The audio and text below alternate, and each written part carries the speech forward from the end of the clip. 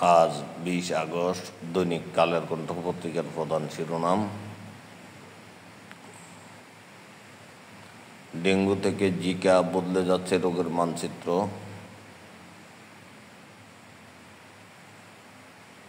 16 বছর পর হারানো ক্ষমতা ফিরে পাচ্ছে সশস্ত্র বাহিনী, জাতীয় নির্বাচনের দায়িত্ব পালন।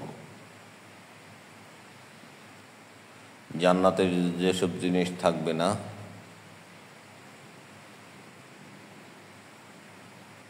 একাদশ ভর্তির প্রথম ধাপে 10,73,000 আবেদন, ফল আজ।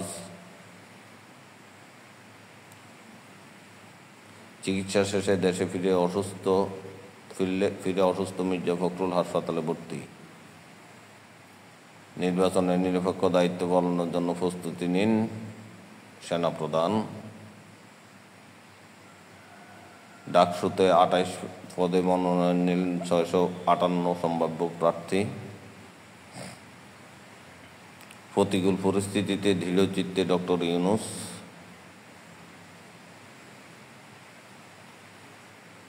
গণতন্ত্র কমে বিভেদ, ফ্যাসিস্ট পুনর্বাসনের পথ সহজ হয়ে উঠবে, তারেক রহমান। ফেব্রুয়ারিতে নির্বাচন দিয়ে আমরা চলে যাব, আইন উপদেষ্টা আসিফ নজরুল।